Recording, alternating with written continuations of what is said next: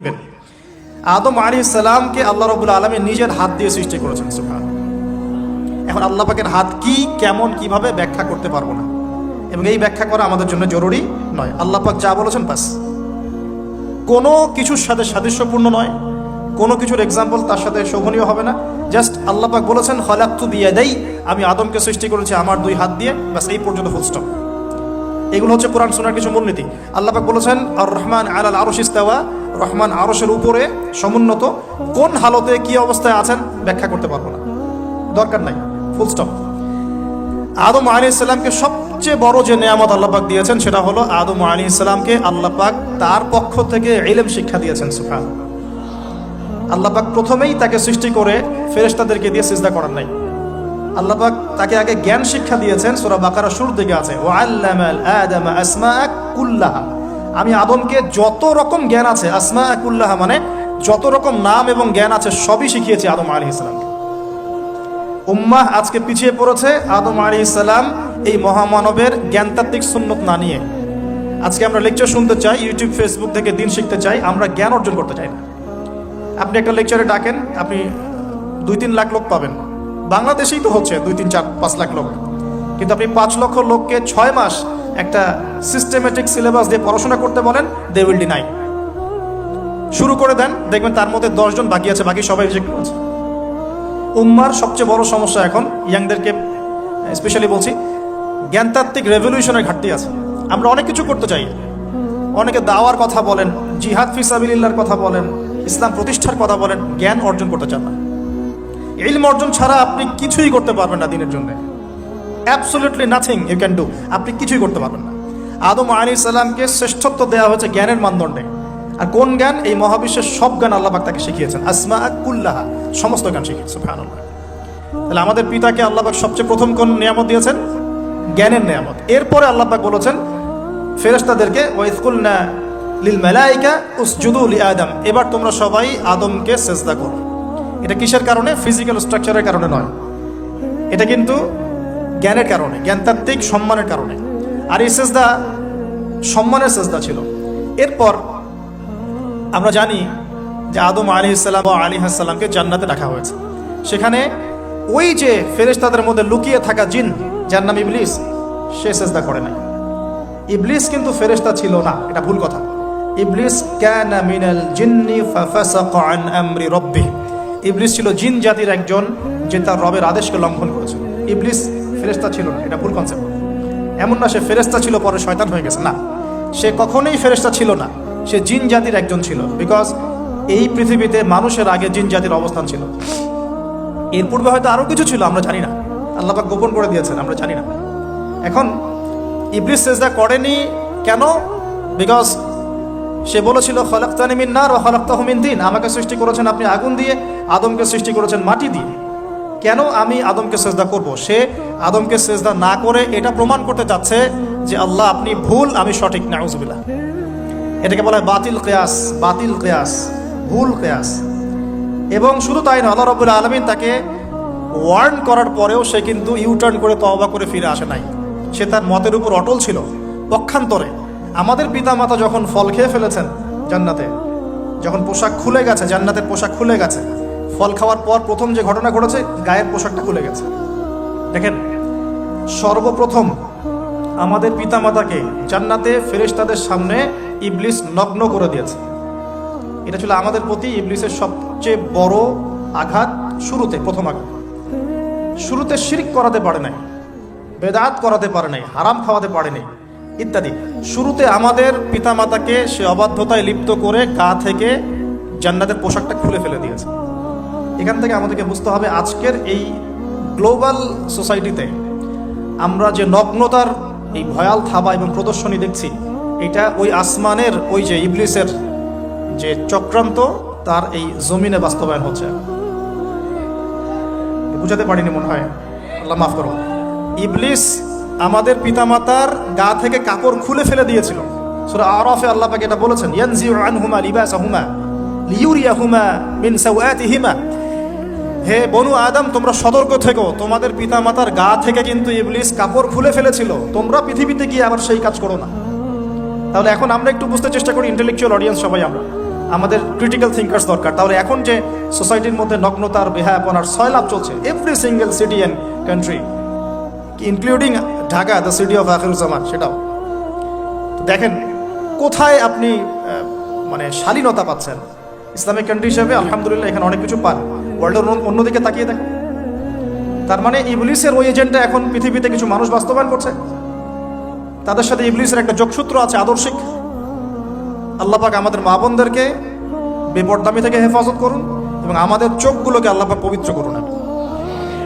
কিভাবে আপনি চোখ নামিয়ে চলবেন এই সমাজের মধ্যে, এটা এত সহজ নয়। আমরা খুব ভালো করে জানি এটা এত সহজ নয়। তো দেখুন, অনেক ভিতরে চলে যাচ্ছি। আদম আলাইহিস সালাম হাওয়া আলাইহিস সালামকে সর্বপ্রথম নগ্ন করে দিয়েছে ইবলিস। তারা কিন্তু তওবা করে ফিরে এসেছেন।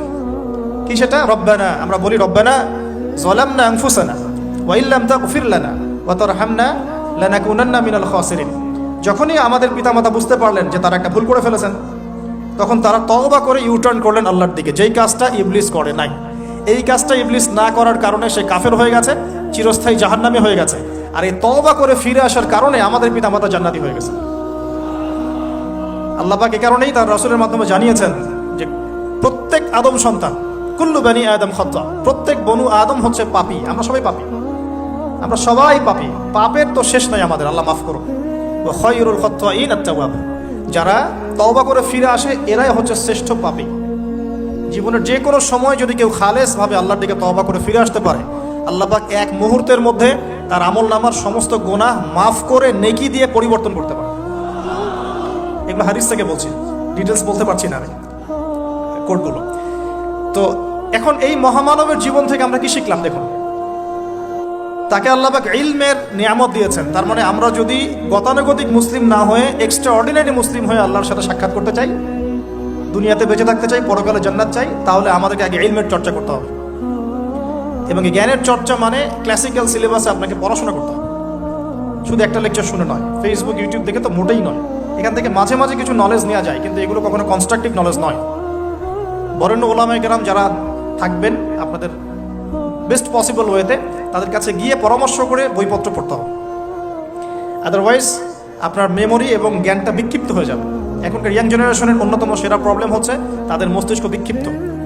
তাদের মস্তিষ্কে কনস্ট্রাকটিভ কোনো সিলেবাসের পড়াশোনা নাই। আজকে এই বই, কালকে ওই বই, কালকে আদনান ভাইয়ের লেকচার, পরশুদিন আজহারি ভাইয়ের লেকচার, তারপরের দিন আরেক ভাই, তারপর আরেক ভাই। আবার সমাজে তো এক একজন এক এক কথা বলছে, তখন তার মাথাটা পুরো পাজলড, হ্যাঁ, ম্যাসাকার্ড। এই মাসালা এটা বলছেন, ওই মাসালা ওইটা, তাহলে ওইটা কি হবে, ওইটা কি হবে? সলিউশন হচ্ছে ক্লাসিক্যাল ইসলামিক সিলেবাস পড়াশোনা করতে হবে। আমি খুব শর্ট করে গেলে সাবজেক্টগুলো বলে দিই আপনাদেরকে। 1 নম্বর, ফার্স্ট অফ অল কোরআনুল কারীম। কোরআনুল কারীমের মধ্যে থাকবে authentic recitation, translation, Quranic grammar এবং অ্যারাবিক ল্যাঙ্গুয়েজ, 4টা বিষয়। তারপর থাকবে হাদিসের নবী সাল্লাল্লাহু আলাইহি ওয়াসাল্লাম। হাদিসের মধ্যে সহজ হাদিসের কিতাবগুলো পড়তে হবে। ফর এক্সাম্পল মিশকাতুল মাসাবিহ, রিয়াদুস সালিহিন, বুলুগুল মারাম, আপনার ফয়জুল কালাম, হাদিসে আরবাঈন, এরকম কিতাবগুলো আগে। তারপরে আস্তে আস্তে আস্তে আপনি কঠিন কিতাবের দিকে যাবেন। তবে এগুলো ওস্তাদ ছাড়া হয় না। এরপর দরকার হচ্ছে সিরাত, নবী সাল্লাল্লাহু আলাইহি ওয়াসাল্লামের পবিত্র জীবনী। এই জীবনী যার জানা নাই, সে তার জীবনটাকে রাসূলের সিরাতের আলোকে মেলাতে পারবে না। এবং দ্বীন ইসলাম নিয়ে কিছু করতে চাইলে রাসূলের সিরাতের সুন্নাহ মাফিক করতে পারবে না। এরপর দরকার ইকোনমিক্সের জ্ঞান, ইসলামিক ইকোনমিক্স অবশ্যই।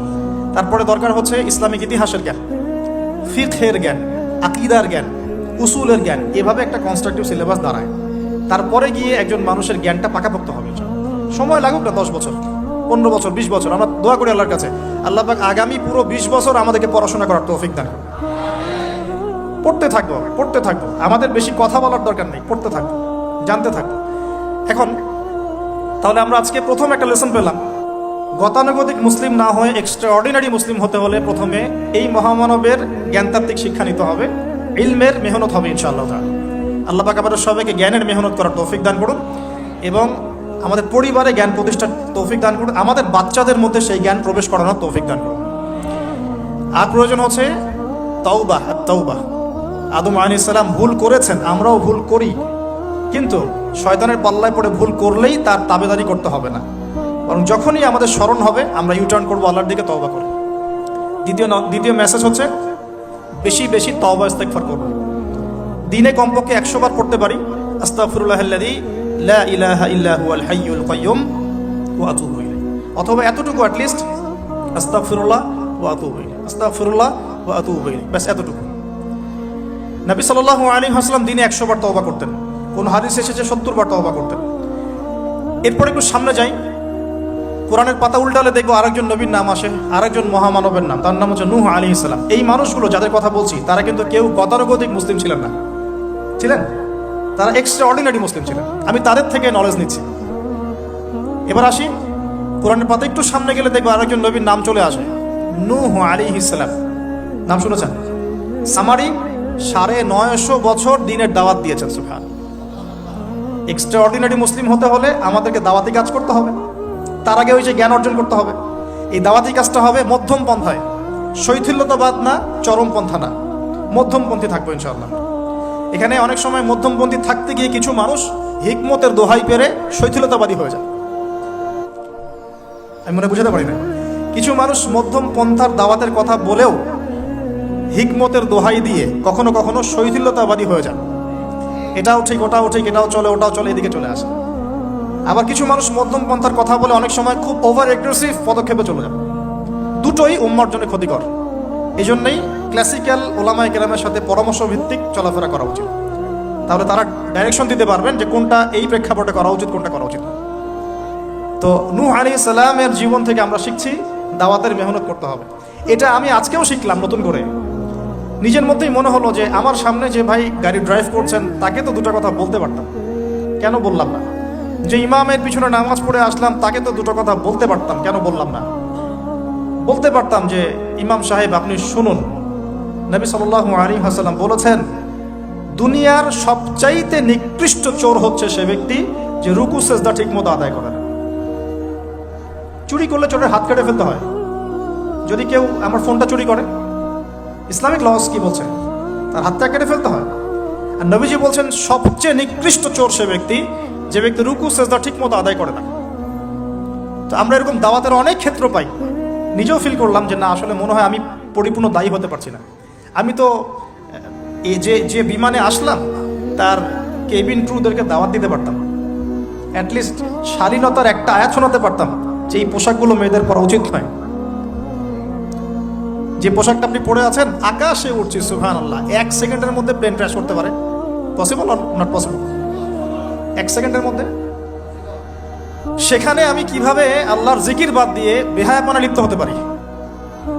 বিশ্বাস করেন, হয়তোবা আমি একটু দুর্বল মনের মানুষ কিনা জানি না, কিন্তু আমি এয়ারে উঠলে আমার সবসময় ফিকির থাকে লা ইলাহা ইল্লাল্লাহ লা হাওলা ওয়ালা কুওয়াতা ইল্লা বিল্লাহ আস্তাগফিরুল্লাহ ওয়া আতুবু ইলাইহি। মানে আমি মনে হয় যে আল্লাহ পাক ধরে রেখেছেন আমাকে, এটা ফিল করে আল্লাহ ধরে রেখেছেন বলে যেতে পারছি। ওখানে আমরা কিভাবে নগ্নতা প্রদর্শনী করতে পারি, কিভাবে করতে পারি? তো দাওয়াতের অনেক ক্ষেত্র সামনে আসে। আপনার সন্তানকে, আপনার স্ত্রীকে, আপনার প্রতিবেশীকে, ড্রাইভারকে, সবজিওয়ালাকে আমরা দাওয়াত দিতে পারি। বাট আমি মনে হচ্ছে যে আমি আসলে কথাটা বলছি বড় গলায়, আমি এখন নিজেও এটা হতে পারি নাই। আল্লাহ পাক আমাদেরকে হওয়ার তৌফিক দান করুন। নূহ আলাইহিস সালাম 950 বছর দাওয়াত দিয়েছেন। একটা খালি এক্সাম্পল দিচ্ছি, তিনি সূরা নূহের মধ্যে আল্লাহ পাক বলেছেন, নূহ আলাইহিস সালাম আল্লাহকে বলছেন রব্বি, হে আমার রব, ইন্নী দাআউতু কওমি লাইলা ওয়া নাহারা, আমি আমার এই কওমকে প্রতিদিন প্রতি রাত দাওয়াত দিয়েছি। সুবহানাল্লাহ, প্রতিদিন প্রতি রাত। আজকে এসেছি, হয়তো 2-3 মাস পরে আপনাদের এখানে আবার আসতে পারি। প্রতিদিন প্রতি রাত কিন্তু আমি দাওয়াতি কাজ করতে পারছি না, আমরা কেউই করছি না। নূহ আলাইহিস সালাম বলছেন আমি বিনা আজর, কোনো আজর ছাড়াই, কোনো স্বার্থ ছাড়াই, আল্লাহ আমি আমার কওমকে দিন রাত দাওয়াত দিয়েছি। ওয়ালাম ইয়াজিদহুম দুআই ইল্লা ফিরারা, যখনই দাওয়াত দিয়েছি আমার দাওয়াত শুনে তারা খালি পৃষ্ঠ প্রদর্শন করেছে। কেউ মাথা ঢেকে ফেলেছে, কেউ মুখ কান বন্ধ করেছে, হ্যাঁ, কেউ আমাকে পাগল বলেছে, মজনুন বলেছে। এমনকি তিনি যখন নৌকা বানাচ্ছেন আল্লাহ পাকের আদেশে, মানুষ পাশ দিয়ে হেঁটে যায় আর টিটকারি করে, কবে মরুভূমিতে নৌকা চলবে? নূহ, তোমার এই নৌকা মরুভূমিতে চলবে কবে? মানুষ টিটকারি মারে। তো এখনো দেখবেন স্ক্যান্ডালজিক্যাল কথা বললে, আখিরুজ্জামান এই কথা বলে অনেকেই মজা নেয়। কবে আসবে ক্যাশলেস সোসাইটি? বললাম তো চলে আসছে। কবে আসবে মালহামা? বলছি চলে আসবে। কবে আসবে বড় বড় ভূমিকম্প? আসছে, সবর করেন। তো নূহ আলাইহিস সালামের জীবন থেকে শিক্ষা আমরা দাওয়াত দিব। আমরা ফার্স্ট অফ অল জ্ঞান অর্জন করব, ক্লাসিক্যাল সিলেবাস পড়াশোনা করবো, ওলামায়ে কেরামের সাথে সোহবত রাখবো এবং দাওয়াতি কাজ করবো ইনশাআল্লাহ। এবং এখানে আমরা মধ্যমপন্থী থাকবো, নট চরমপন্থা, নট শৈথিলতাবাদ। নূহ আলাইহিস সালামের জীবন থেকে আরো দাওয়াত, দিন রাত দাওয়াতের মেহনত করা, দিন রাত দাওয়াতের মেহনত করা। আল্লাহ পাক আমাকে আপনাদের সবাইকে তৌফিক দান করুন। কতদিন? 950 বছর। কত বছর? 950 বছর। পুরো আব্বাসীয় খেলাফত ছিল 509 বছর কি 10 বছর মেবি। পুরো আব্বাসীয় খেলাফত 510 বছরের মতো। উমাইয়াদের ছিল 93 ইয়ার্স। আমাদের নবী সাল্লাল্লাহু আলাইহি ওয়াসাল্লামের দাওয়াতের মিশন বয়স ছিল 23 বছর। 950 বছর দাওয়াত দেওয়ার পর তাফসীরের কিতাবে এসেছে 40 or 80 ফ্যামিলিজ, এই 40 বা 80টা ফ্যামিলি ইসলাম কবুল করেছে। তার মানে এখানে শিক্ষা, এক্সট্রাঅর্ডিনারি মুসলিম হতে হলে দাওয়াতের মেহনতে হতাশ হওয়া যাবে না, লেগে থাকতে হবে, লম্বা সময় ধরে দাওয়াত দিতে হবে। আল্লাহ পাক আমাকে আপনাদের সবাইকে লম্বা সময় ধরে বিশ্বে দাওয়াতি কাজ করার তৌফিক দান করুন। আর সামনে যাই। নিজের ছেলে ইসলাম কবুল করে নাই নূহ আলাইহিস সালামের, নিজের স্ত্রী ইসলাম কবুল করে নাই। তার মানে আমাদের ফ্যামিলিগুলো এমন হতে পারে যে ফ্যামিলি নিজের ছেলে কথা শুনছে না, নিজের স্ত্রী কথা শুনছে না। পরোয়া করতে হবে না, তাদের পরোয়া করতে হবে না, শুধু দাওয়াত দিতে হবে। সেই অবস্থা লূত আলাইহিস সালামেরও, তারও স্ত্রী ইসলাম কবুল করছে না। আল্লাহ পাক তাদেরকে ধ্বংস করেছেন, নূহ আলাইহিস সালাম লূত আলাইহিস সালামকে উদ্ধার করেছেন। এখানে আমরা আমাদের দিনী বোনদেরকে রিকোয়েস্ট করব, আপনারা সবাই আপনাদের ফ্যামিলিতে খাদিজা রাদিয়াল্লাহু আনহা, আয়েশা রাদিয়াল্লাহু আনহা রোল প্লে করেন। নূহ আলাইহিস সালাম আর লূত আলাইহিস সালামের স্ত্রী রোল প্লে করবেন না। আনফর্চুনেটলি এখনকার যে বিজি সিটিসগুলো, মানে যেগুলো আমরা বলি বস্তুবাদী শহরগুলো, ফ্যামিলিগুলো দিন দিন ক্রাশ করছে। সম্পর্কের টানাপোড়া, বিচ্ছেদ, ডিভোর্সড, আকীদা আদর্শের মিল নাই, স্বামী ইসলাম প্র্যাকটিস করলে স্ত্রীর সমস্যা, স্ত্রী প্র্যাকটিস করলে স্বামীর সমস্যা। এই প্রবলেমসগুলো আমাদেরকে সলভ করতে হবে। আল্লাহ পাক আমাদেরকে সবর করা তৌফিক দান করুন। পারিবারিক তালিমটা খুব বেশি ইম্পর্টেন্ট। পরিবারের তালিম চালু করা উচিত। পরিবারে কোরআন এবং হাদিসের কিতাবগুলো থেকে দার্সের ব্যবস্থা করা উচিত এবং সপরিবারেই ওলামায়ে কেরামদের সাথে পরামর্শ করে চলা উচিত। ইনশাআল্লাহ ভালো হবে। আল্লাহ পাক তৌফিক দান করুন। নূহ আলাইহিস সালামের আরেকটা কথা বলে শেষ করি। শেষে যখন নৌকা ডুবছে, তিনি তার ছেলেকে তখনও পিতৃস্নেহে ডাকছেন, নৌকায় আসো বাবা। ছেলে বলছে যে আমি পাহাড়ে উঠে যাব, ইয়াসিমুনি মিনাল মা, এই পাহাড় আমাকে পানি থেকে বাঁচাবে। নূহ আলাইহিস সালাম বলছেন, আল্লাহ তুমি আমার ছেলেকে বাঁচাও, ইন্নাহু মিন আহলি, সে আমার পরিবারের একজন। আমরা বলি না আমাদের সন্তানদের ক্ষেত্রে, আল্লাহ পাক বলছেন লাইসা মিন আহলিক, সে তোমার পরিবারের কেউ না। এখানে একটু হার্ড লাইনে যেতে হবে আমাদেরকে। অনেক সময় আমরা আমাদের ফ্যামিলির মধ্যে এমন কিছু মানুষকে পাই যারা টোটালি ইসলামকে ডিসকারেজ করেন, অস্বীকার করেন, নাস্তিকতায় লিপ্ত থাকেন, ইসলামের বেসিক ফান্ডামেন্টালগুলোকে ডিনাই করেন। এই ব্যাপারে কঠোর হওয়া উচিত। আল্লাহ পাক আমাদেরকে বোঝার তৌফিক দান করুন। পাতা উল্টালে এরপর একজন নবীর নাম আসে না, আসে একজন নেতার নাম। মুসা আলাইহিস সালামকে আল্লাহ পাক একটা বিজয় অভিযান দিয়েছিলেন বাইতুল মাকদাস, অনেকে বলেন মাকদিস, আমাদের দি স্টেট অফ ইসরায়েল যেটা দখল করে আছে আর কি। এটা নিয়ে তো অনেক বলেছি আগে, আজকে আর বলছি না। পৃথিবীতে সবচেয়ে বড় জালেম সভ্যতা যদি কেউ থেকে থাকে এটা সেটা। এর চেয়ে বড় জালেম আমি আমার জীবনে কখনো দেখি নাই, ইতিহাসে পড়িও নাই, কোনোদিনও পড়ি নাই। নির্মমভাবে দিনের পর দিন, মাসের পর মাস নয়, বছরের পর বছর নির্যাতনের স্টিম রোলার চালাচ্ছে। বিশ্ববাসী তাকিয়ে তাকিয়ে দেখছে, কারো কিচ্ছু বলার নাই, যেন কারো কিছু করার নাই। এই জায়গায় বিজয় অভিযানে পাঠানো হচ্ছে মুসা আলাইহিস সালামকে, কিন্তু তিনি তার কওমের জন্য একজন নেতা নির্বাচন করছেন। তার কওম বলছে আমাদেরকে একজন নেতা দিন যার আন্ডারে থেকে আমরা আমালেকা সম্প্রদায়ের বিরুদ্ধে যুদ্ধ করব। এখন মুসা আলাইহিস সালাম বলছেন, আল্লাহ পাক যদি কোনো নেতা দেন, তোমরা যদি আবার পালানো শুরু করো। কারণ বনু ইসরায়েল সম্পর্কে তার খুব মারাত্মক কিছু অভিজ্ঞতা আছে। ফেরাউনের কবল থেকে মুক্তি পাওয়ার পরে বাছুর পূজা শুরু করেছে। তোমরা তো এই আদেশ আসলে পিছনে পালানো শুরু করবা। তারা বলল, না আমরা পালাবো না, আমরা অবশ্যই সামনে অগ্রসর হব। কেন পালাবো? আমাদের জান মাল দিয়ে আমরা প্রয়োজনে ফাইট করব এবং আমরা আমাদের স্ত্রী সন্তানদেরকে রক্ষা করব। আমাদের বাড়িঘর তারা লুটপাট করছে, আমরা ওদেরকে প্রতিহত করব। অনেক কথা বলেছে, সূরা বাকারাতেই পাবেন আপনি। তো আল্লাহ রাব্বুল আলামিন একজন ব্যক্তিকে সেখানে নেতৃত্ব দিলেন, তার নাম তালুত। কি নাম ভাইয়া? তালুত, এবং তালুতের আন্ডারে যুদ্ধ করছেন একজন ছোট বলছি কারণ তখন তার বয়স 12 থেকে 14 বছর। তিনি পরবর্তীতে নবী হয়েছেন, তার নাম দাউদ আলাইহিস সালাম। তো এই তালুত সম্পর্কে কি নসিহত, কেন এক্সট্রাঅর্ডিনারি মুসলিম হওয়ার সাথে কি সম্পর্ক? কোরআনের পাতা উল্টালে তালুত সম্পর্কে দুটো কথা পাওয়া যায়। বনু ইসরাইল বলছেন যে তালুত নেতৃত্বের যোগ্য নয়, তার তো সম্পদ নাই, তার তো খ্যাতি নাই।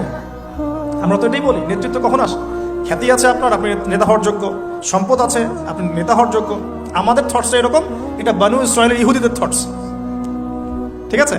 কিন্তু আল্লাহ পাক বলছেন, সূরা বাকারাতে আছে যে আল্লাহ রাব্বুল আলামিন তাকে দিয়েছেন বাসতাতান ফিল জিসমি ওয়াল ইলম। তালুতকে আমি নেতৃত্ব দিয়েছি কারণ তালুতকে আমি আল্লাহ দুটো নেয়ামত দিয়েছি। এক হচ্ছে শারীরিক ফিজিক্যাল শক্তি এবং সুস্থতা, এবং জ্ঞানের প্রজ্ঞার পারদর্শিতা।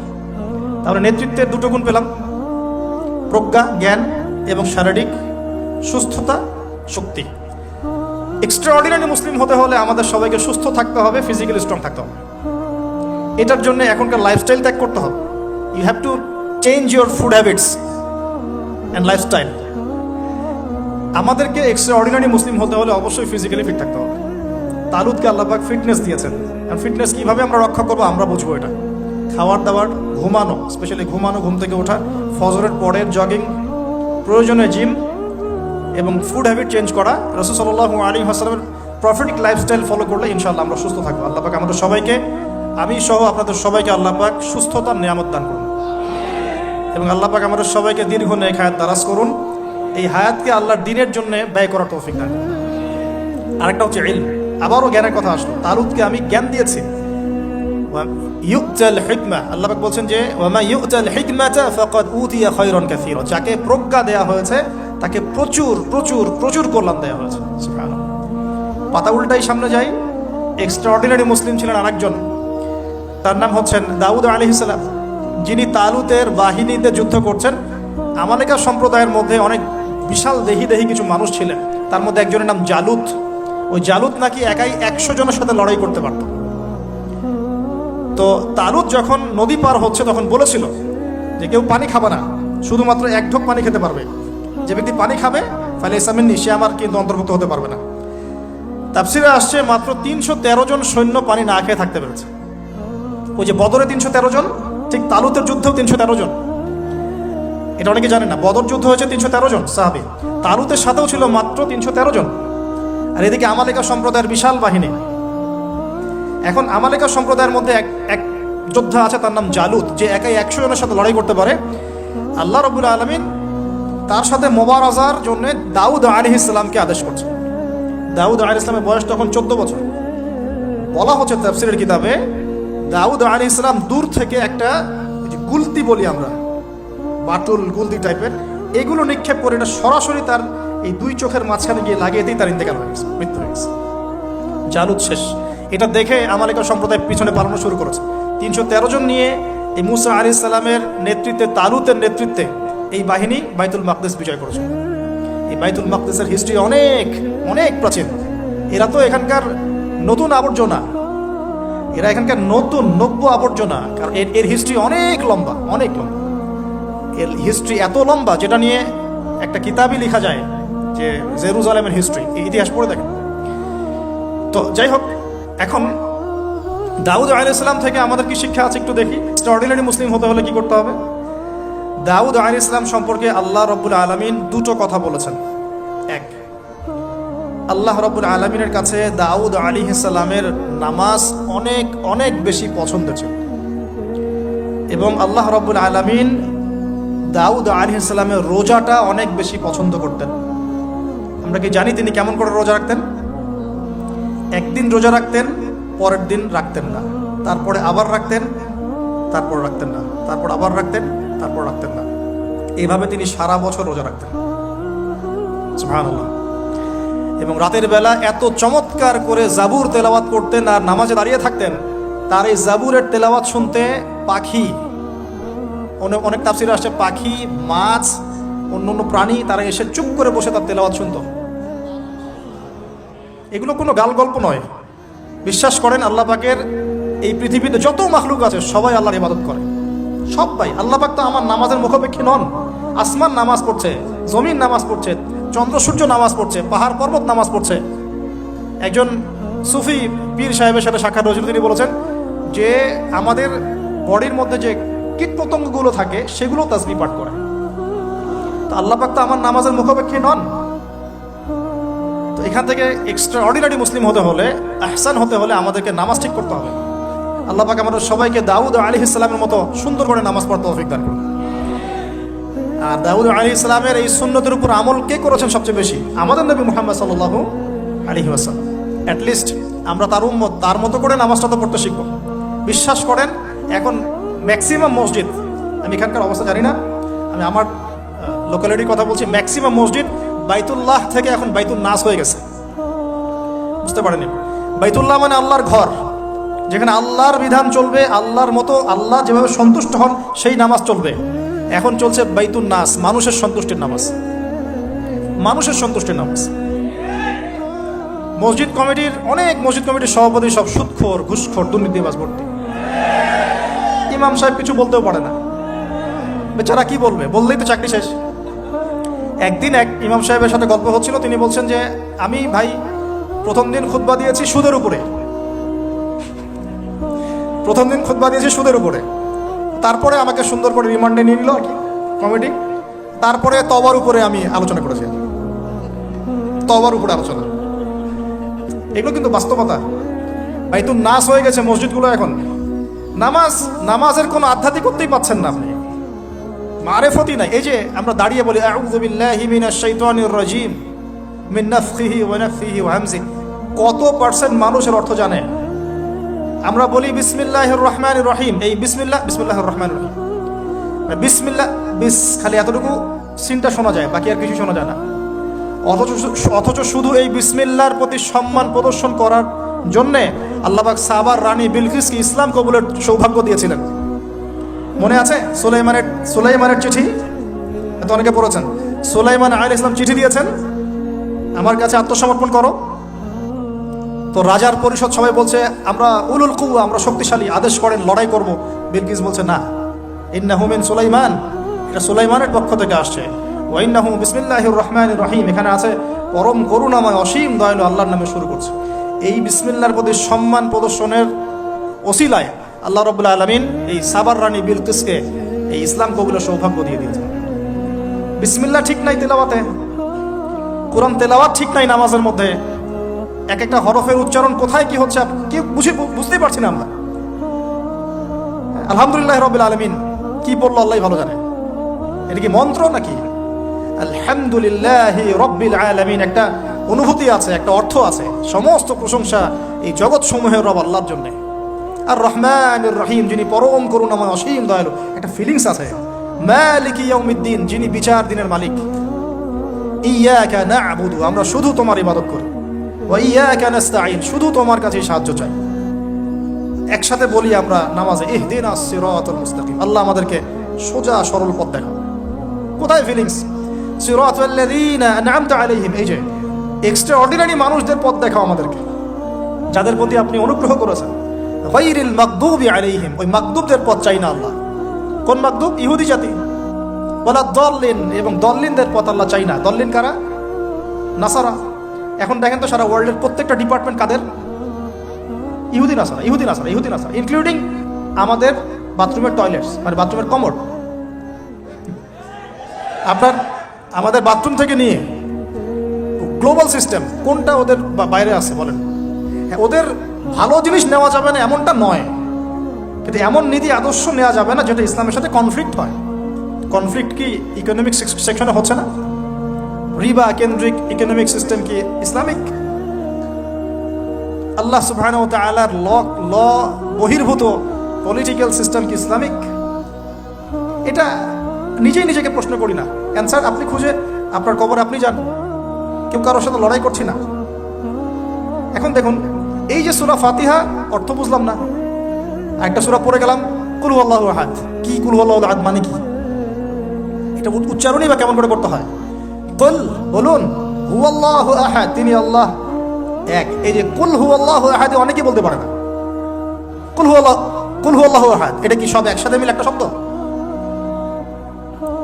এখানে প্রস্রাব করিবেন না, কমা, নাকি করিলে জরিমানা হইবে। তো কমাটা চেঞ্জ করে দেন, এখানে প্রস্রাব করিবেন, না করিলে জরিমানা। তাহলে আমরা তো কোরআনকে এরকম বানিয়ে ফেলছি এখন। কুল আল্লাহু আহাদ মানে কি? আমি এগুলো নিয়ে বললে অনেক সময় চলে যাবে, আপনাকে হাতে সময় আছে? আচ্ছা, তো দেখেন, আমি নামাজ নাই ভাই, মসজিদে অ্যাপ্রোপ্রিয়েট নামাজ নাই। সব মসজিদের কথা বলছি না, ইল্লা মাশাআল্লাহ। অনেক মসজিদ এখন বাইতুন নাস হয়ে গেছে, মানুষের বাইত, আল্লাহর ঘর নাই, সূরা ঠিক নাই। এরপরে রুকু, এই যে রুকু করলাম, রুকুতে গিয়ে একটা বার সুবহানা রাব্বিয়াল আযীম বলারই সময় পাওয়া যাচ্ছে না। অন্তত 3 বার 5 বার 7 বার তো বলবে, বা 3 বার তো অ্যাটলিস্ট বলবে। এই উঠে সামি আল্লাহু লিমান হামিদা। হুলিমান হামিদা কি? হুলিমান হামিদা বলে কি কোন শব্দ আছে? নতুন শব্দ বানালাম আমি একটা। সামি আল্লাহ, আল্লাহ তার কথা শোনেন। লিমান হামিদা, যে তার কথা, যে আল্লাহর প্রশংসা করে।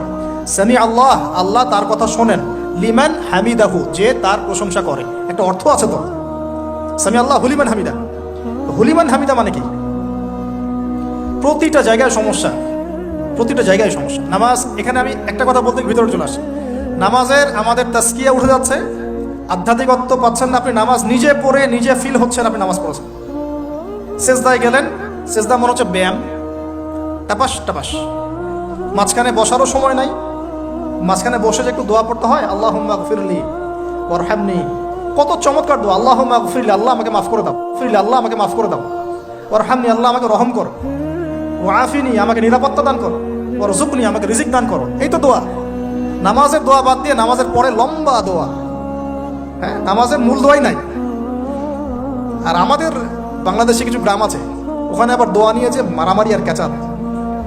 এক একজন বিড়ি ফ্যাক্টরির মালিক, বিড়ি ফ্যাক্টরি, তামাক ফ্যাক্টরি, ওরা মসজিদে গন্ডগোল করে। দোয়া হাত তুলে করবে না, করবে না, মানে বাদ দেন। আল্লাহ হেফাজত করুন আমাদেরকে, আল্লাহ আমাদেরকে পরিপূর্ণরূপে নামাজ পড়ার তৌফিক দান করুন।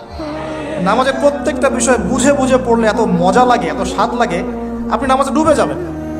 আর নবী সাল্লাল্লাহু আলাইহি ওয়াসাল্লাম কিভাবে সারা রাত নামাজ পড়তে পারেন, রাতের একটা লম্বা অংশ কেমন করে নামাজ পড়তে পারতেন? কারণ তিনি তো ফিল করতেন কি পড়তেছেন, তার তো ক্লান্তি লাগতো না। তার পা কখন ফুলে গেছে তার টেরি নাই, টেরি পাচ্ছেন না তিনি। কেন সাহাবীদের পা থেকে তীর খোলা যেত? কারণ নামাজে দাঁড়িয়ে তারা ডুবে গেছেন আল্লাহর মধ্যে।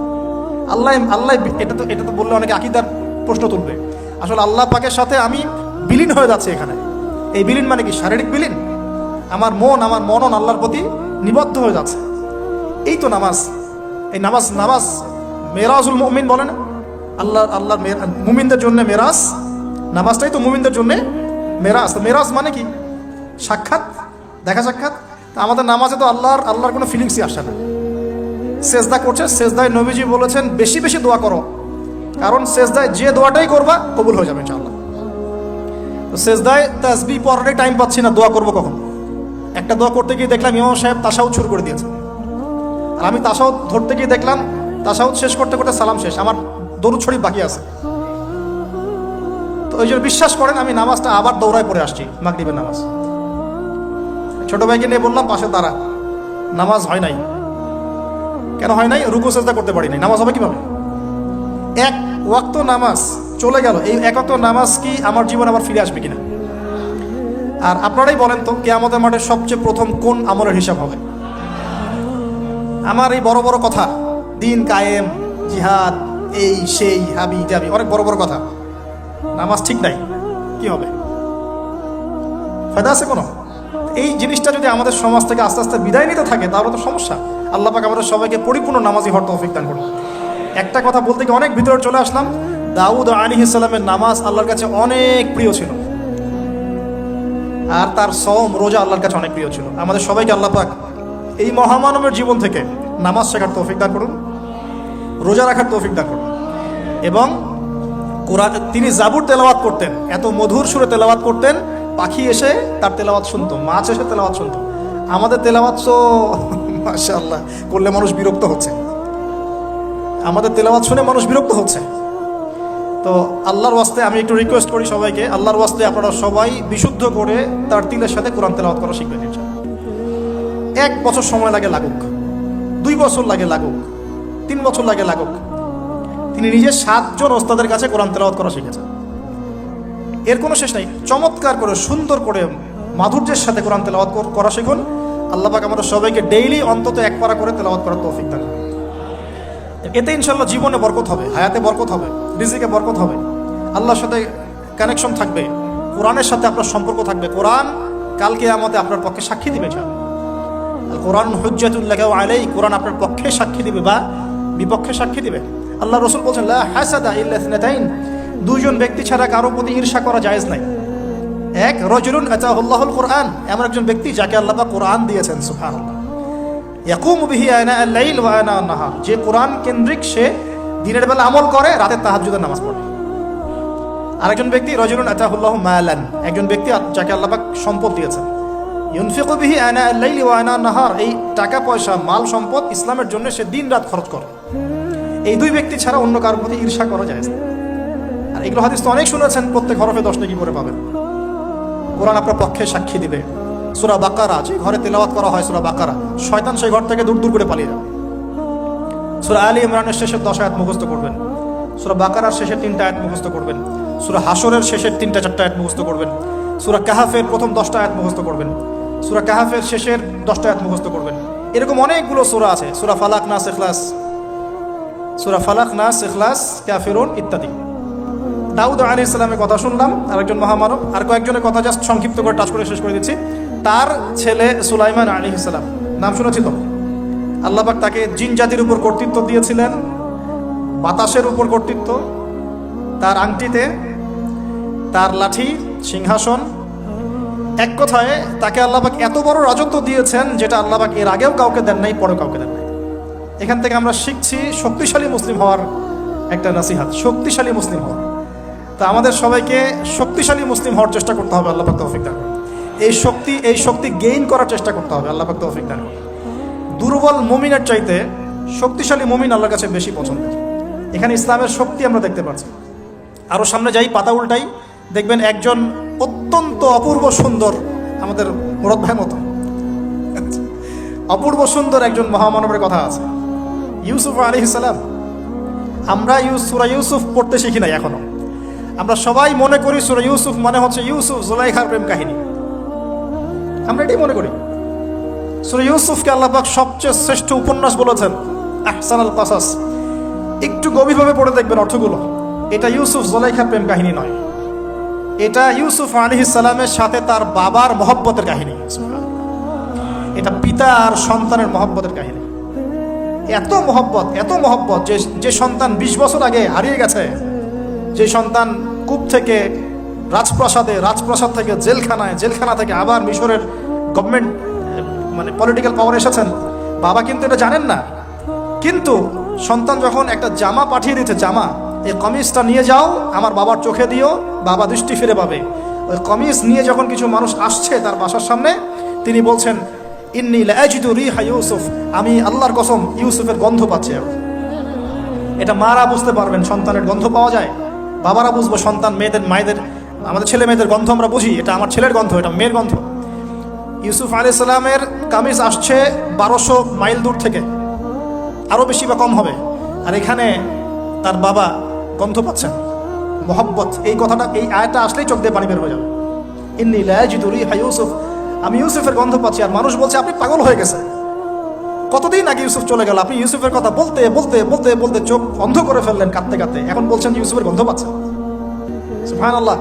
তো সূরা ইউসুফ পিতা আর সন্তানের প্রেম কাহিনী, মহব্বতের কাহিনী, ট্র্যাজেডি লাইফের।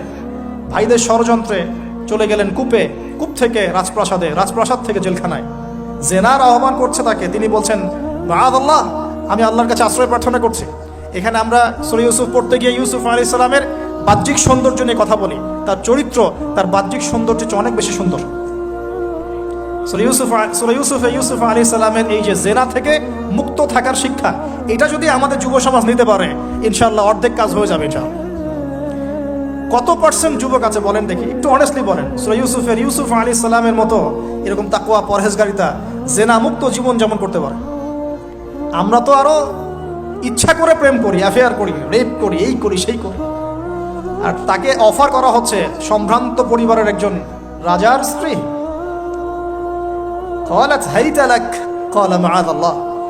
তাহলে এই মহামানব জীবন থেকে শিক্ষা আছে। আরেকটা বিষয় আছে রুইয়াল হক, এখানে সত্য স্বপ্নের কথা আছে।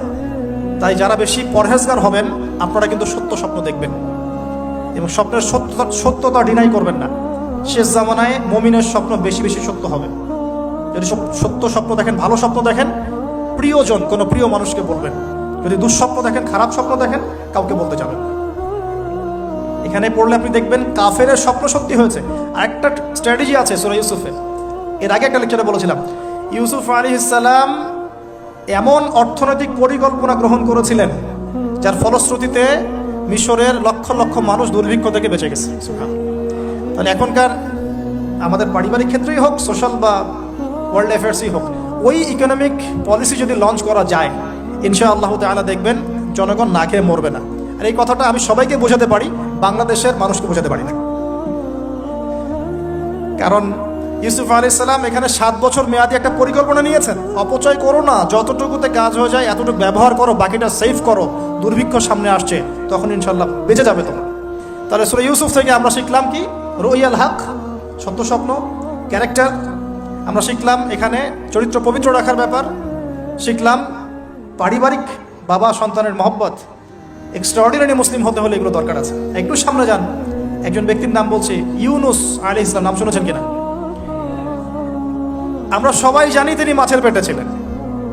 কেন ছিলেন এটা অনেকে জানি না। কেন তিনি, কেন আল্লাহ পাক কেন তাকে মাছের পেটে পরীক্ষা করলেন? আল্লাহ পাক তাকে ওই পরীক্ষায় ফেলেছেন 3 দিন 3 রাত মাছের পেটে। তখন তিনি কি দোয়া করছেন? লা ইলাহা ইল্লা আনতা সুবহানাকা ইন্নী কুনতু মিনাজ জালিমিন। আল্লাহ পাক বলছেন সূরা সফফাতের মধ্যে, তিনি যদি এই দোয়াটা না পড়তেন লা লাবিসা ফি বাতনিহি ইলা ইয়াউমি ইউবআসুন, কিয়ামত পর্যন্ত তিনি মাছের পেটেই থাকতেন। নাউজুবিল্লাহ। তাহলে এখান থেকে আমরা শিখলাম জীবনে অনেক চড়াই উতরাই আসবে, সবর করতে হবে। দাওয়াতের মেহনতে সবর করতে হবে। মানুষ কবুল করলো না দেখার দরকার নাই, আমি আমার গতিতে দাওয়াত দিতে থাকবো। আর বিপদ আপদ যদি চলে আসে দোয়া ইউনুস পড়বো, বলবো লা ইলাহা ইল্লা আনতা সুবহানাকা ইন্নী কুনতু মিনাজ জালিমিন। আল্লাহ পাক যে কোনো বিপদ দূর করে দিবেন ইনশাআল্লাহ। সাক্ষাৎ মওত থেকে আল্লাহ পাক এই দোয়া পড়লে বাঁচাতে পারেন। এটা কি মৃত্যুর মুখোমুখি ছিলেন না মাছের পেটের মধ্যে? ওখানে কিন্তু মাছ যখন বমি করে দিয়ে গেছে তীরে, তখন সেখানে লাউ গাছ উৎপন্ন করা হয়েছে, লাউ গাছ। তো এটাতে আপনারা বুঝে ফেলেন যে এর সাথে কি সম্পর্ক আছে। তো ইউনুস আলাইহিস সালামের জীবন থেকে শিক্ষা কি? এই দোয়া পড়বো, লা ইলাহা ইল্লা আনতা সুবহানাকা ইন্নী কুনতু মিনাজ জালিমিন। আরেকজন নবীর নাম আইয়ুব, মহামানব। অনেক দিন অসুস্থ, মনে আছে? দীর্ঘদিন অসুস্থ। এখানে একটা কথা বলার লোভ সামলাতে পারছি না। সালাত আমরা একসাথে পড়বো ইনশাআল্লাহ। আচ্ছা, সেটা হচ্ছে আইয়ুব আলাইহিস সালাম কখন এই দোয়া করেছেন? রব্বি আন্নী মাসানিয়া দুররু ওয়া আনতা আরহামুর রাহিমিন। রোগ যখন আস্তে আস্তে আস্তে তার জিহ্বাতে এসেছে, জিহ্বা দিয়ে তিনি তার জিকির করতে কষ্ট হচ্ছে, তখন তিনি বলছেন, আল্লাহ আমাকে অনেক দুঃখ দুর্দশা স্পর্শ করেছে, আমি জিকিরটা ঠিক মতো করতে পারছি না, আল্লাহ আমাকে শেফা দান করো। সুবহানাল্লাহ। এখন আল্লাহ রাব্বুল আলামিন তাকে গোসল করালেন, সুস্থতা লাভ করলেন, তাকে আহাল পরিবার দিলেন, আরোগ্য দান করলেন। শিক্ষা জীবনে যত বড়ই রোগ ব্যাধি বিপদ আপদ বালা মুসিবত আসুক না কেন, এই দোয়াটা পড়বো, আশাহত হব না, হতাশ হব না, আল্লাহর প্রতি সুধারণা রাখবো, দোয়া করবো রব্বি আন্নী মাসানিয়া দুর ওয়া আনতা আরহামুর রাহিমিন। ইনশাআল্লাহ শেফা হয়ে যাবে। সেই লোভনীয় কথাটা এটা। আইয়ুব আলাইহিস সালামের শরীরে রোগ ছিল, কলবে কি রোগ ছিল? আইয়ুব আলাইহিস সালামের কলবে কি রোগ ছিল? রোগটা দেহে ছিল। এখন 1 মিনিটের জন্য যদি আমরা আমাদের পোশাকটাকে চেঞ্জ করি, দেহটাকে কলবের পোশাক দেই, কলবটাকে দেহের পোশাক দেই, বলেন তো কত % মানুষ সুস্থ থাকবে? কথাটার ভিতরে ঢোকেন। মনে করেন আমাদের 2টা পোশাক, বাইরের দেহের পোশাক, একটা ভিতরের কলবের পোশাক। দেহে আমরা এখন সুস্থ সবাই, তাই তো? এখন এই দেহটাকে আমরা কলবের রূপ দিলাম, কলবটাকে আমরা দেহের রূপ দিলাম। এখন দেখেন তো কত % মানুষ সুস্থ আছে? আমাদের মধ্যে 99% মানুষ অসুস্থ না এখন? বিকজ আমাদের সবারই কলব অসুস্থ। এই কলবের মধ্যে হিংসা আছে, বিদ্বেষ আছে, জেনা আছে, পরকীয়া আছে, লোভ আছে, লালসা আছে, কি নাই? তাহলে বলেন তো আইয়ুব আলাইহিস সালামের এই দোয়া পড়ার সবচেয়ে বেশি হকদার কে? তিনি না আমরা? বুঝতে পারছেন না? ওই দোয়াটার উপর আমল করার সবচেয়ে বড় হকদার কার বেশি প্রয়োজন? আমাদের না তার? ব্যাস আমরা এখন আমাদের নামাজে দোয়া পড়বো, রব্বি আন্নি মাসানিয়া দুররু ওয়া আনতা আরহামুর রাহিম। আল্লাহ আমাদের কলবে রোগ হয়ে গেছে, আল্লাহ তুমি আমাদের এই রোগ থেকে শেফা দান করো। কারণ কলব শেফা না হলে কোনোদিনও আমাদের আমল কিন্তু কবুল হচ্ছে না। কলবের মধ্যেই সমস্যা থাকলে আমল কবুল হচ্ছে না। আল্লাহ মাফ করুক আমাদেরকে। এখন কলব পরিষ্কারের কয়েকটা টিপস। এক, ডেইলি একবার করে হলেও চিন্তা করতে হবে যে আমরা এই পৃথিবীতে থাকতে আসি নাই, আমাদেরকে যেতে হবে। একবার করে হলেও চিন্তা করতে হবে। দুই, ডেইলি এক পারা কোরআন তেলাওয়াত আপনাকে আল্লাহর দিকে নিয়ে আসবে, কলব পরিষ্কার হবে ইনশাআল্লাহ। ডেইলি জিকির আজগার হিসনুল মুসলিম বই থেকে ডেইলি জিকির আজগার করবো ইনশাআল্লাহ, কলব পরিষ্কার হবে। আল্লাহওয়ালা মানুষের সাথে দেখা সাক্ষাৎ করবেন, কলব পরিষ্কার হবে। কবরস্থানে গিয়ে কবর জিয়ারত করবেন, কলব পরিষ্কার হবে। অন্যের প্রতি গীবত, বিদ্বেষ, হিংসা, পরশ্রী কাতরতা রাখবেন না, কলব পরিষ্কার হবে ইনশাআল্লাহ। সবচেয়ে বড় কথা, সেজদায় যারা বেশি বেশি দোয়া করতে পারে তাদের অন্তর পরিষ্কার হয়ে যাবে ইনশাআল্লাহ। আল্লাহ পাক আমাদের সবাইকে আইয়ুব আলাইহিস সালামের জীবন থেকে শিক্ষা নেওয়ার তৌফিক দান করুন। মুসা ঈসাকে একসাথে বলছি, দুজনকে আল্লাহ পাক কেরামত দিয়েছেন, কেরামত, মহামানব কেরামত। লাঠি ছুঁড়ে মারছেন, সাপ হয়ে যাচ্ছে। মৃত মানুষের গায়ে আল্লাহর নামে হাত বুলাচ্ছেন, দাঁড়িয়ে যাচ্ছে। অন্ধ ব্যক্তি চোখে হাত বুলাচ্ছেন, তাকিয়ে দেখছে, দৃষ্টিশক্তি ফিরে পাচ্ছে। দুজনকে আল্লাহ পাক কেরামত দিয়েছেন, কেরামত। একজনের সাথে আল্লাহ পাক কথা বলেছেন, আরেকজনকে আল্লাহ পাক বিনা পিতায় সৃষ্টি করেছেন, সুবহানাল্লাহ। যাকে আল্লাহ পাক এখন উপরে উঠিয়ে নিয়েছেন, আবারও আসবেন ইনশাআল্লাহ তাআলা। ওই আনফিনিশড জব তার এখনো বাকি আছে, সেটা হলো ওই জেরুজালেম থেকে দিন ইসলামের পতাকাকে বুলন্দ করবেন ইনশাআল্লাহ, এবং সারা বিশ্বে ইসলামী খেলাফা আবারও কায়েম করবেন ঈসা আলাইহিস সালাম ইনশাআল্লাহ। এবং মিথ্যা মাসিহুদ দাজ্জালকে হত্যা করবেন ঈসা আলাইহিস সালাম। তার আগ পর্যন্ত জিউসদের সময়, এর আগ পর্যন্ত ওদের সময় তারা লম্ফ জম্প জুলুম নির্যাতন করতে থাকবে। এটাই হবে তাদের শেষ ধ্বংসের পরিণতি। এরপরে তারা কখনোই পৃথিবীর বুকে মাথা তুলে দাঁড়াতে পারবে না। তো তাদের দুজনের জীবনে অনেক শিক্ষা আছে। মুসা আলাইহিস সালাম কে আল্লাহ পাক ফিরআউনের কাছে পাঠিয়েছেন। কোরআনের পাতায় পাতায় মুসা ফিরআউন, মুসা ফিরআউন, মুসা ফিরআউন। আল্লাহ পাকের কি অলৌকিকত্ব, মানে কি নিদর্শন! যেখানে আবু জেহেল সেখানেই মুহাম্মদ, যেখানেই আজার সেখানেই ইব্রাহিম, যেখানে ফিরআউন সেখানেই মুসা। তার এই যুগেও যেখানেই যত বেশি করাপশন, যত বেশি অন্যায় অবিচার, সেখানে তত বড় মুমিনের জন্ম হবে ইনশাআল্লাহ। আল্লাহর পক্ষ থেকে নবুয়ত পাওয়ার পরে তিনি দোয়া করছেন, আল্লাহ আমার এত সাহস নাই, শক্তি নাই, আল্লাহ আমি দুর্বল। তার মধ্যে একজন মানুষ আমার এক থাপ্পড়ে মারা গেছে ওদের ওখানে, মনে আছে? থাপ্পড়ে না, সরি, ঘুষি ফাওয়াকাযাহু ফাকাদা আলাইহি, এক ঘুষি দিয়েছেন। এই যে এক ঘুষি দিয়ে মানুষ মেরেছেন মুসা আলাইহিস সালাম, মানে অ্যাক্সিডেন্টলি, ইচ্ছা করে না। এটা থেকেই ওই যে চাইনিজ মার্শাল আর্ট শুরু হয়েছে, এক ঘুষিতে মানুষ মারা যায়। বিশ্বাস করছে না? এই যে টেকনিক, এক ঘুষিতেও মানুষের মৃত্যু হতে পারে, এমন স্পট আছে মানুষের দেহে। এখান থেকে শিল্প গড়ে উঠেছে, মার্শাল আর্টস গড়ে উঠেছে না? তো মুসা আলাইহিস সালাম বলছেন, আল্লাহ আমার এই সমস্যা। আল্লাহ বলছেন এই দোয়া করো, রব্বি ইশরাহ লি সাদরি। আমরা কি দোয়া করবো তাহলে? রব্বি ইশরাহ লি সাদরি, আল্লাহ আমার এই কলিজাটা বড় করে দাও। মানে আমার কলিজা বড় করো মানে কি? সাহস বাড়িয়ে দাও। দিনের দাওয়াত দেওয়ার জন্য কি লাগে? সাহস। আমার সাহস বাড়িয়ে দাও। একজন আলেম বলেছিলেন 3টা জিনিস লাগে, জ্ঞান, সাহস, ধৈর্য। দিনের দাওয়াত দিতে এবং দিন বিজয় করতে 3টা জিনিস লাগবে, জ্ঞান, সাহস, ধৈর্য। এবং সেই আলেম আপনাদের খুব পরিচিত একজন, নাম বলছি না। হে আল্লাহ আমার বক্ষকে প্রশস্ত করো, ওয়াসসিরলি আমরি, আমার কাজকে সহজ করে দাও। আমার কাজ সহজ নয়, কাজটা সহজ করে দাও। ওয়াহলুল উকদাতাম মিন লিসানি, আমার জড়তা আছে জিহ্বায়, দূর করে দাও। ইয়াফকাহু কওলি, যাতে করে আমার কথা মানুষ বুঝতে পারে। ডক্টর জাকির নায়েক এই দোয়াটার উপর খুব বেশি আমল করেন। আপনারা কি দেখেছেন না লেকচারে? এই দোয়াটার ব্যাপক ফজিলত আছে। ইনশাআল্লাহ এই দোয়ার উপর যারা আমল করবে, আল্লাহ পাক তাকে প্রশস্ত সদর দিবেন, জ্ঞান দিবেন, সাহস দিবেন। ইনশাআল্লাহ দাওয়াতের ক্ষেত্রে সে মানে না জড়তা মুক্ত কথা বলতে পারবে ইনশাআল্লাহ। এই কাজগুলো আমাদের করা উচিত। সবচেয়ে বড় কথা, তিনি ফেরাউনকে দাওয়াত দিয়েছেন। তাহলে বুঝলাম দাওয়াতের কাজ আস্তে আস্তে আস্তে আস্তে ওই পর্যায়ে পর্যন্ত যেতে হবে কি না? তাহলে এখনকার বিশ্বে কি ফেরাউন নাই? এখনকার বিশ্বে ফেরাউন নাই? অল্প কিছু জায়গা বাদ দিয়ে ম্যাক্সিমামই তো ফেরাউন। অল্প কিছু জায়গা বাদ দিয়ে ম্যাক্সিমামই ফেরাউন, হামান, কারুন, নমরুদ। আর এই কথাটা বলার সৎসাহস থাকা উচিত। কোন দৃষ্টিকোণ থেকে বলা হচ্ছে? বিকজ আল্লাহ পাকের আইন আপনি মানছেন না, আল্লাহ পাকের কোরআন আপনি মানছেন না, নবীর সুন্নত মানছেন না। এই উতবা সাহেবা রাবিয়া তোমরা ইসলাম কবুল করো। তারা করে নাই বলেই তো বদর হলো। তারপরে সমাজ পরিবর্তন, একটা হাদিস আমাকে প্রেরণা যোগায়, সেটা হলো নবীজি বলছেন তোমাদের সামনে এমন যুগ আসছে জামানা সাবরিন, কঠিন সবরের জামানা। ওই যে বলেছে অনেকদিন আগে, ঈমান ধরে রাখাটা হাতের মধ্যে আগুন ধরে রাখার মতো হবে। ওই জামানায় যে ব্যক্তি আমার সুন্নতের উপরে লিল মুতামাসসিক, আমার সুন্নতের উপরে একদম দৃঢ় থাকতে পারবে, আজরুনা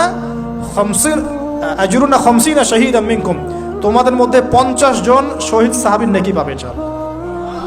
এই জন্য আমরা মাঠে ময়দানে কাজ করছি। করতে করতে করতে করতে যদি কখনো দেখা যায় যে না আর পসিবল হচ্ছে না, কোনোভাবেই সম্ভব হচ্ছে না, সেক্ষেত্রে এরকম আবিসিনিয়ার মতো জায়গাগুলোতে চলে আসা ছাড়া কোনো অপশন নাই। তো আপনারা তো মাশাআল্লাহ ভালো পরিবেশে আছেন।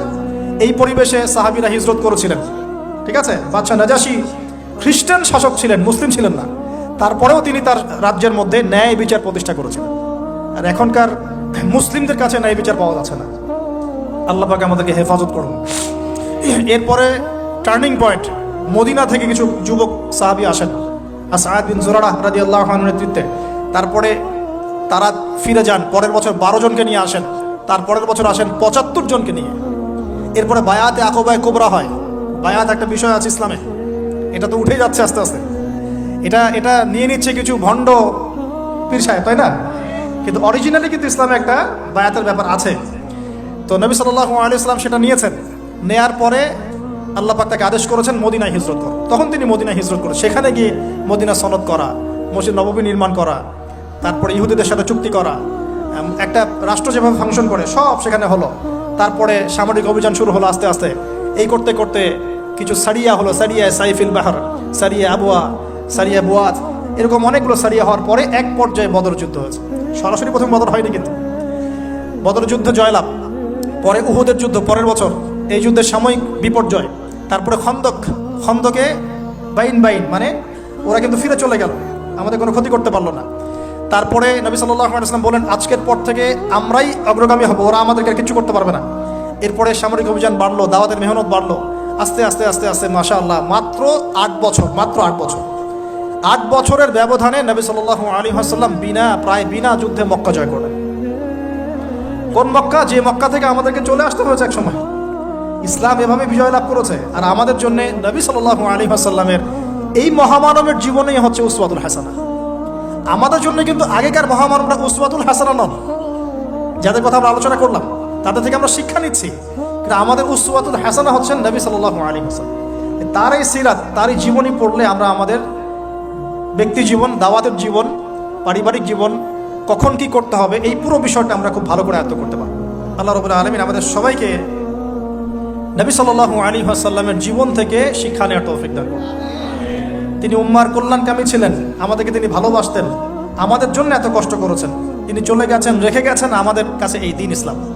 এটাই আমানত। আমরা ছাড়া এরপরে আর কোনো নবী আসছেন না, আমাদের কাঁধেই দায়িত্ব।